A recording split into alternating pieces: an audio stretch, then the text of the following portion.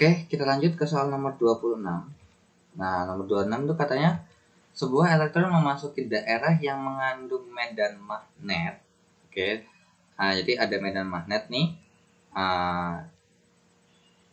Medan magnetnya, kemudian apa namanya? Oke, atau saya kopas aja lebih cepat. Nah, seperti ini. Nah, kurang lebih seperti inilah medan magnetnya menuju ke arah kita. Nah, kemudian ada medan listrik. Berarti namanya ada medan listrik tuh berarti di sini adalah sesuatu yang bermuatan di atas atau di bawahnya gitu ya. Oke. Saya menganggap bahwa yang di atas plus, oke, yang di bawah minus. Nah, kemudian katanya sebuah elektron memasuki daerah medan magnet B ya, yang ini adalah B-nya. Kemudian apa namanya? Ada medan listrik ya, ada medan listrik disebabkan oleh perbedaan energi potensial listriknya. Kemudian masuklah sebuah elektron gitu ya, dia bergerak gitu ya. Nah, cuman geraknya nggak lurus banget. Kenapa? Karena di bawah ini ditarik oleh sebesar gaya. Nah, ada gayanya lah intinya. Nah, jadi apakah dia bilang bahwa usaha yang dilakukan gaya magnet, ya magnet itu pada elektron ini sama dengan 0? Tentu tidak, ya. Nah, kenapa? Karena kan kita tahu bahwa ini kan dalam V. Nah, ditanya adalah W-nya sebesar apa sih yang disebabkan oleh gaya magnet. Nah, ingat, kita bisa nyari W itu adalah dengan rumus F kali S, yaitu adalah gaya dikali perpindahan, atau kalau enggak ya W sama dengan delta E.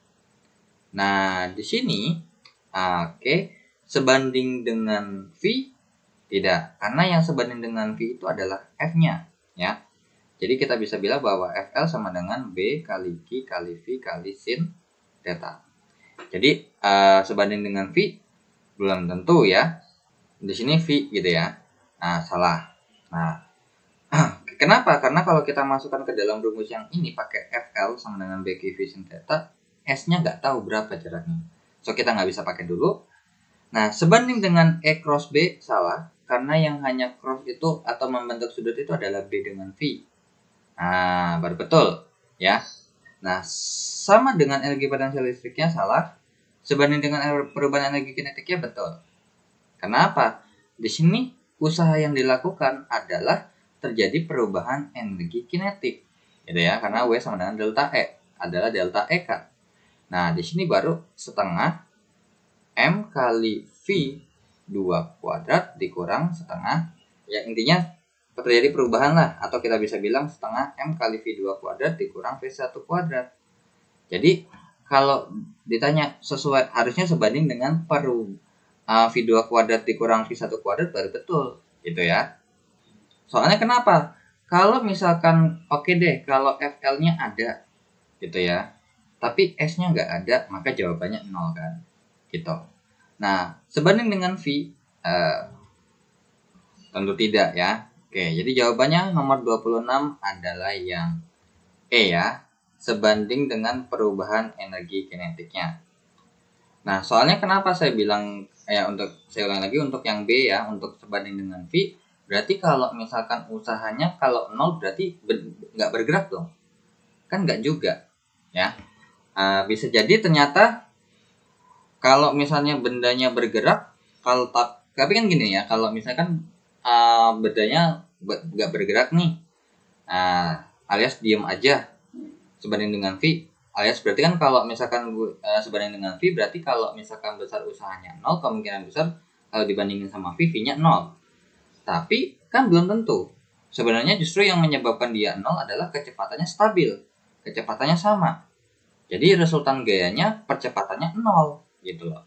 Kan F sama dengan M kali A. Kalau percepatannya stabil alias A-nya sama dengan 0, kecepatannya stabil alias A-nya 0, barulah itu usahanya 0. Jadi nggak sebanding dengan V gitu loh ya.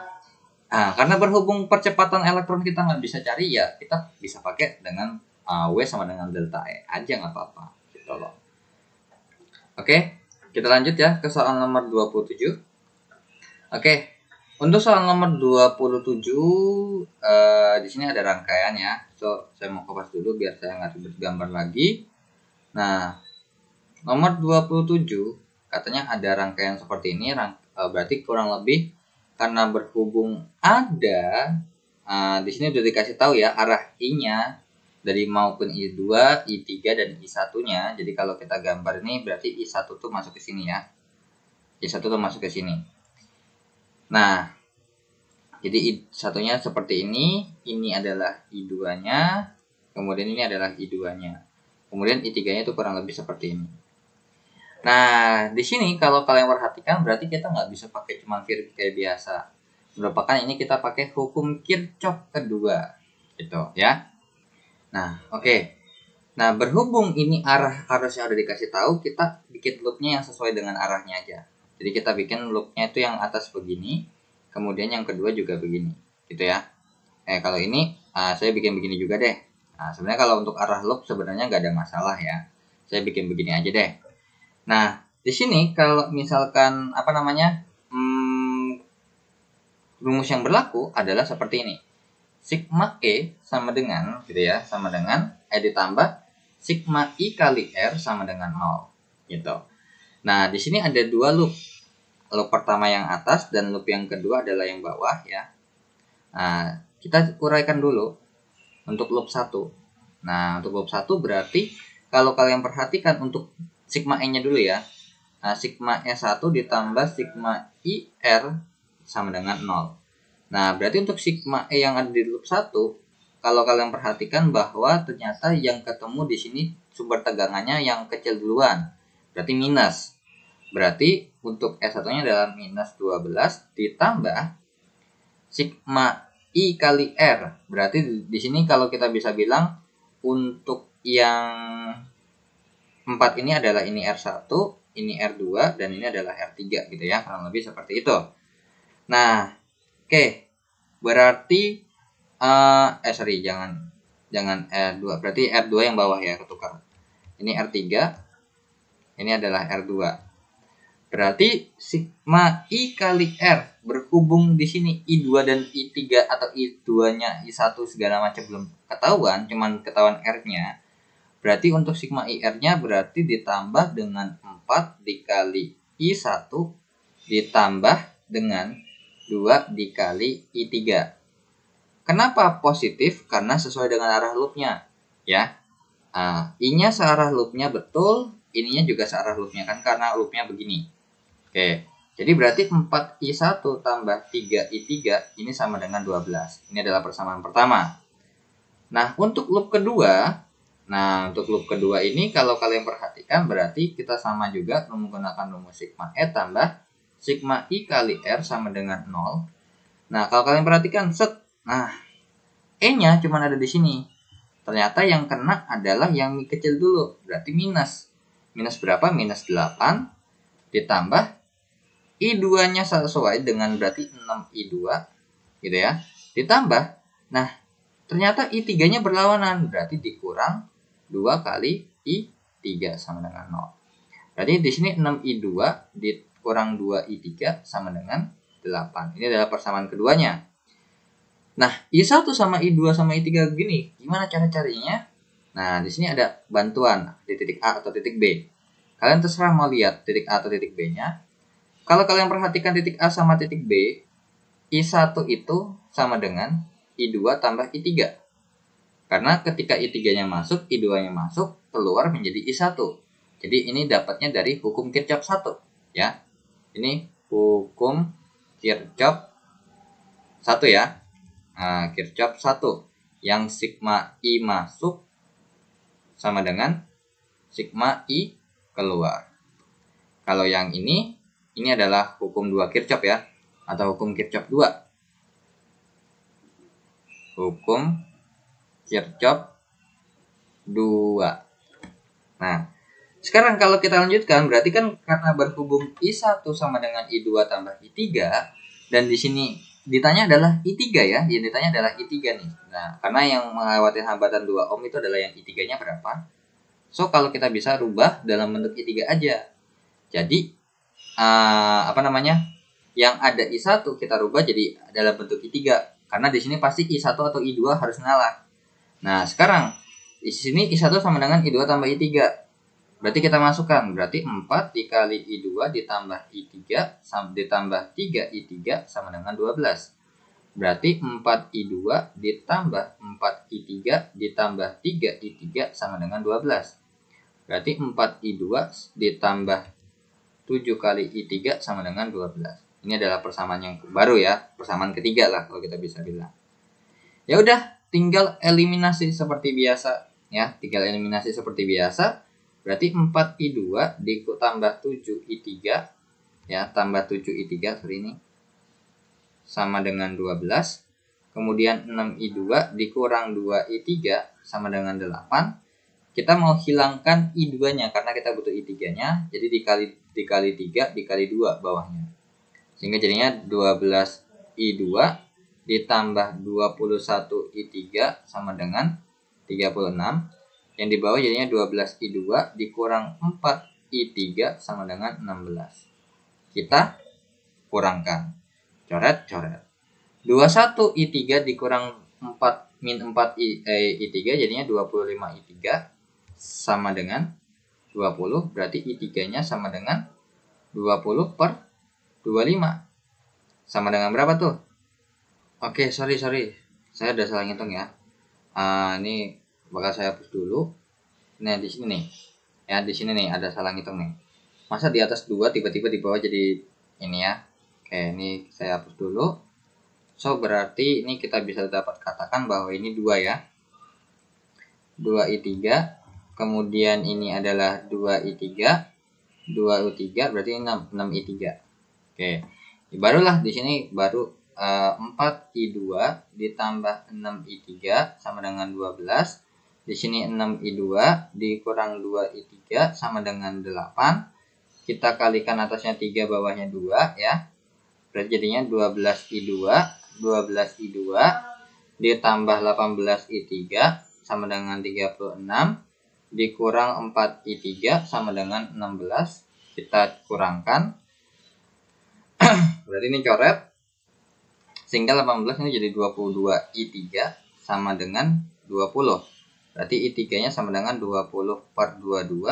Berarti I3-nya sama dengan 0,91 ampere. So, jawabannya adalah yang C ya. Oke, seperti itu. Apakah ada cara lain? Sebenarnya ada ya. Banyak kok sebenarnya. Kalian boleh pakai yang konsep seperti ini juga sebenarnya. Kan di sini ada titik A ke B gitu ya. Nah, kalian gambar dulu dari titik A ke B itu lewatnya dari sini ke sini. Nah, jadi untuk A ke B itu dari sini ke sini. Bisa juga dari sini ke sini. Bisa juga dari sini ke sini. Nah, nanti juga kalian tetap bakal pakai rumus yang ini juga, gitu loh. Ya. Jadi dari V dari A ke B itu akan setara dengan yang namanya 2I3. Kemudian untuk yang kedua di sini berarti jadinya 12 ya, 12 dikurang 4I1 gitu. Kemudian yang di bawah berarti min 8 ditambah 6I2. Nah, dari persamaan itu kalian bikin. Nah, ternyata kan I1 sama dengan I2 tambah I3. Substitusikan. Jadi ini saya bikin persamaan aja ya. Untuk VA ke B itu untuk jalur yang pertama yang lewat atas ya. Ada dua jalur ya. Yang atas begini, maka di sini VAB-nya akan setara dengan yang namanya 12 ditambah dikurang 4I1. Kemudian yang kedua yang langsung lurus. Berarti ini VAB-nya setara dengan yang namanya 2I3. Yang ketiga adalah yang lewat bawah, lewat B ke C ya.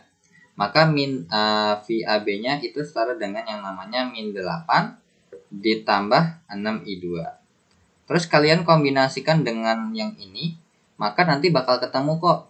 Jadi itu sebenarnya ini semua sama semua gitu. Jadi 12 dikurang 4I1 itu setara dengan yang namanya 2I3. Min 8 tambah 6I2 itu setara dengan yang namanya 2I3. Seperti itu ya. Nanti kalau ini kalian otak-atik persamaannya, jawabannya akan ketemu sama kok. I3-nya 0,91. Oke. Kita lanjut ke soal nomor 28. Oke, kita lanjut ke soal nomor 28. Gambar berikut merupakan sebuah kubus ya. Oke, seperti pada gambar. Kemudian katanya sebuah muatan mula-mula berada di titik asal 0. Oh, ini di sini.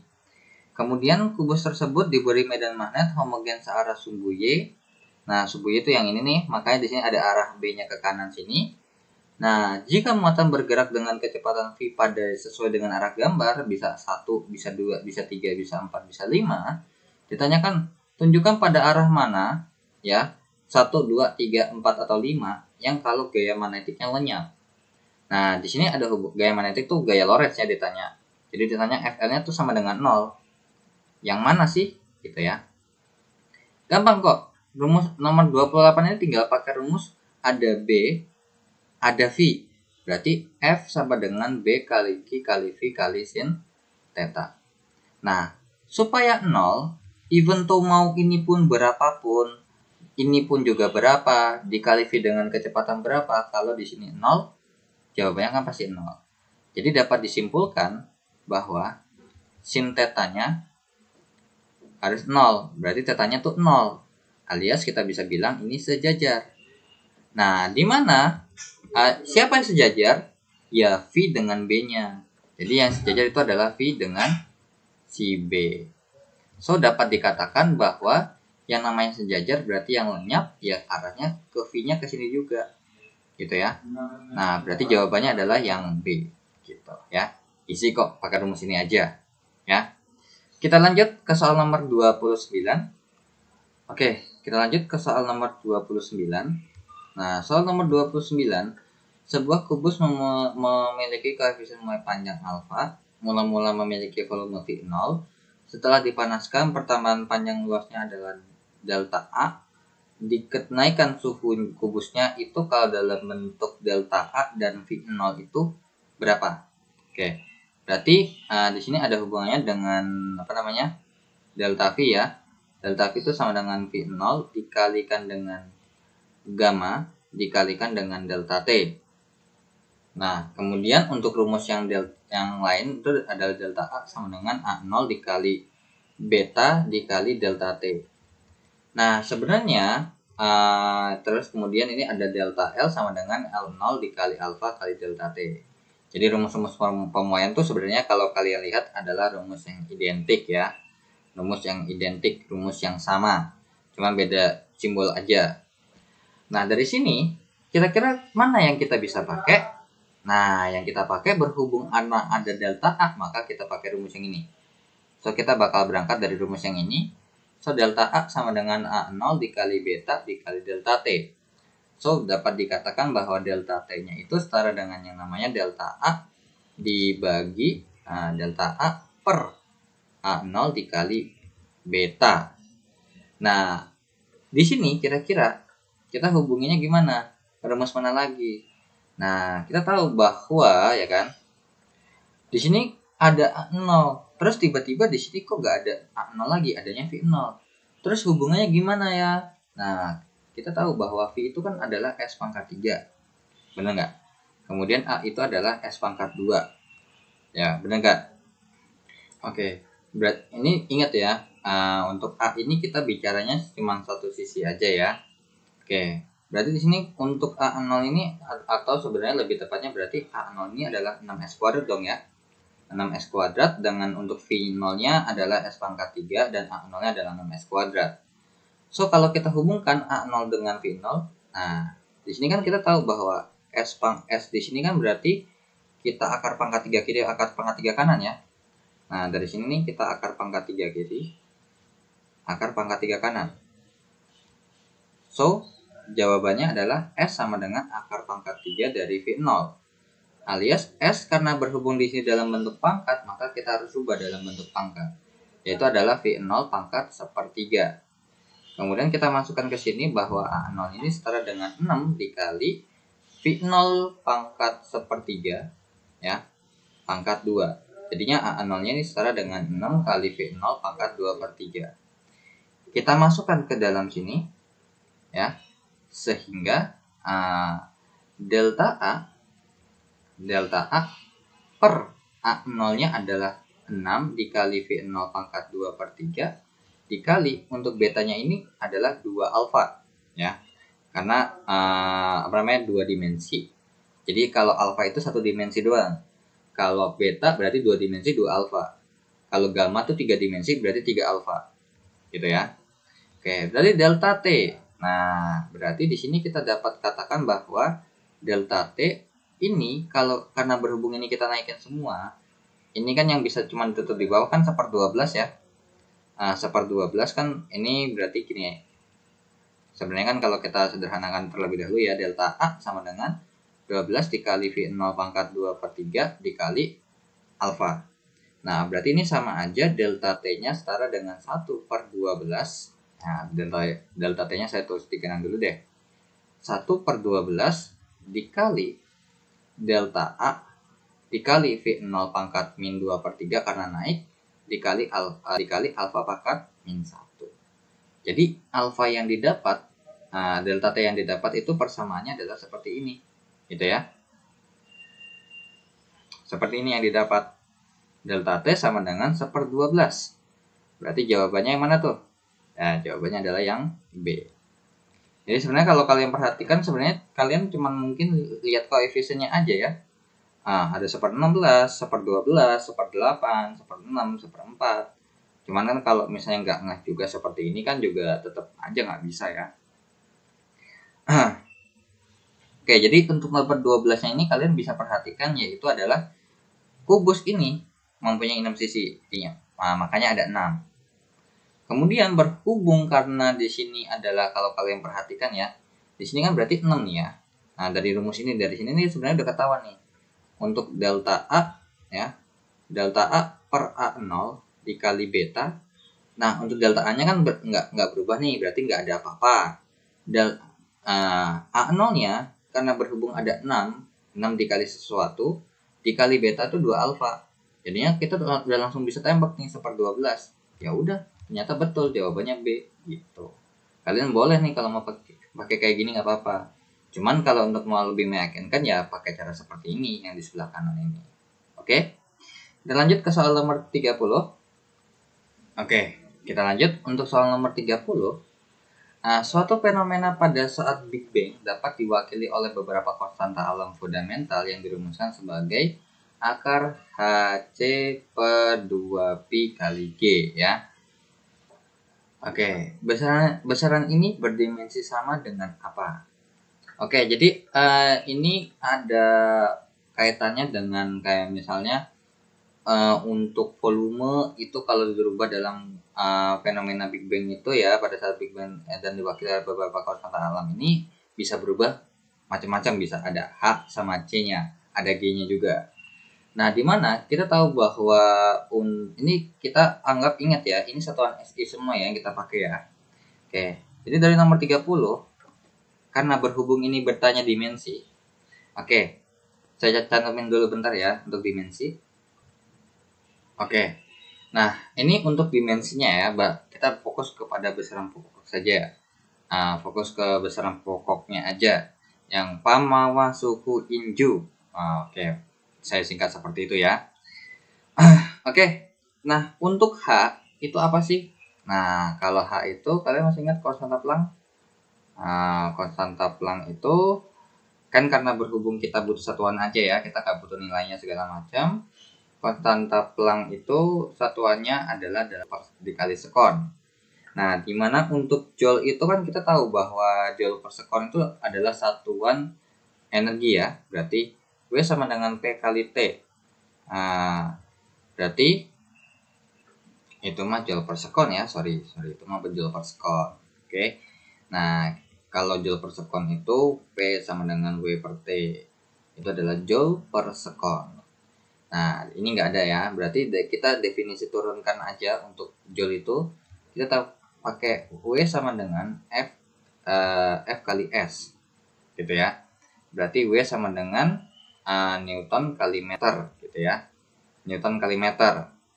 Oke. Nah, untuk Newton itu kan atau kalau nggak langsung turunin aja ya, M kali A kali S. So berarti di sini kan joule sekon ya. Berarti di sini kita bicara satuannya setara dengan namanya kilogram meter per sekon kuadrat dikali meter gitu ya. Jadi di sini kita bicara satuannya adalah kilogram meter per sekon kuadrat kali meter kali sekon. Atau setara dengan namanya kilogram meter kuadrat per sekon. Atau setara dengan yang namanya kilogram meter kuadrat sekon pangkat min 1 gitu ya. Oke, jadi di sini nanti kita ubah aja dulu satuannya.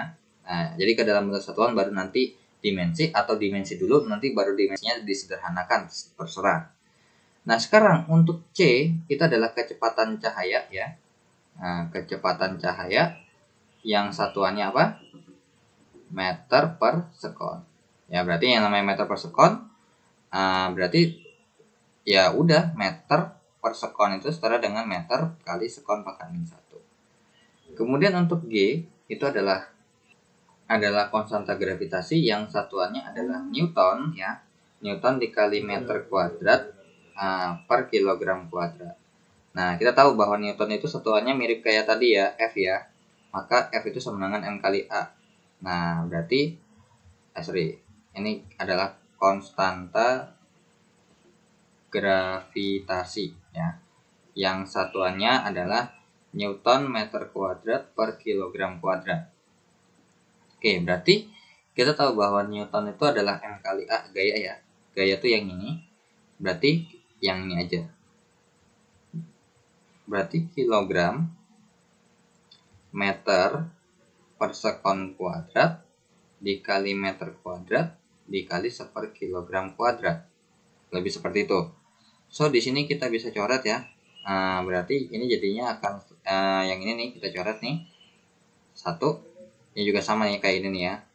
Nah, ini nggak ada ya. Berarti ini setara dengan yang namanya berarti meter pangkat 3 per sekon kuadrat kali kilogram. Nah, atau setara dengan meter pangkat 3 dikali sekon pangkat min 2 dikali kilogram pangkat min 1. Nah, udah nih. Dari ini kita lanjutkan dengan cara apa? Akar dari H dikali C per 2pi kali G. Nah, ingat ya, yang punya satuan aja yang kita perlu masukkan. Jadinya akar dari H-nya itu adalah kilogram ya. Kilogram dikali meter kuadrat kali sekon pangkat min 1 kali meter kali sekon pangkat min 1 per 2 kali pi-nya nggak usah, G-nya itu adalah meter pangkat 3 dikali sekon pangkat min 2 dikalikan kilogram pangkat min 1. So, di sini bisa kita coret. Ini pun juga bisa kita coret. Nah, berarti tersisa akar dari kilogram pangkat 2. Jadi satuannya adalah kilogram. Satuan kilogram? Iya, massa. Tuh. Sebenarnya nggak berdimensi massa ya, karena satuannya sama kayak massa. Ngapain ribet-ribet gitu ya, dirubah jadi dimensi. Nggak apa-apa. Ya, jadi dimensi sama satuan itu ya keterkaitan. Jadi kalau misalkan ini dibikin dimensi ya, misalkan ini kita bikin dimensinya apa? Kilogram. Berarti M. Dimensinya M ya. M besar seperti ini. Kemudian kalau tadi yang di atas ini kalau kita bikin dimensinya berarti meter pangkat 3, berarti L pangkat 3. Sekon pangkat min 2, T pangkat min 2. M pangkat min 1. Yang ini meter per sekon, berarti L kali T pangkat min 2. Kalau yang ini M dikali L pangkat 2 dikali T pangkat min 1. Kemudian disederhanain akan jadinya hasilnya M. Nah, dimensi besaran M itu akan setara dengan namanya besaran massa gitu. Boleh. Nah, jadi kurang lebih seperti itu. Nah, soalnya kalau misalkan kalian boleh search ya. Konstanta Planck gitu. Konstanta Planck, atau kalian boleh search di Google ya dengan keywordnya seperti ini, satuan Planck gitu aja nggak apa-apa. Coba kalian boleh search. Nah, di sini tuh ada hubungannya, misalkan ternyata volume itu bisa diekspresikan dalam bentuk Hg itu juga bisa sebenarnya. Kayak misalkan contoh saya kasih tahu satu ya, untuk luas, misalkan luas itu sama dengan atau L itu adalah L kuadrat gitu ya, H dikali G per C pangkat 3. Kurang lebih seperti itu ya. Nah, ini untuk L kuadrat gitu ya. Jadi L kuadrat itu sama dengan HG dikali per C pangkat 3. Nah, untuk V atau L pangkat 3 atau volume ya, ini untuk luas. Nah, ini untuk volume. Nah, L pangkat 3 itu setara dengan yang namanya akar, atau kita bisa bilang akar kuadrat dari H pangkat 3 dikali G pangkat 3 per C pangkat 9. Ada juga seperti itu dan lain-lain. Kalian bisa search, dapat dari sini nih satuan Planck. Ini Wikipedia ya. Satuan Planck Wikipedia. Oke, kita lanjut ke soal nomor 31.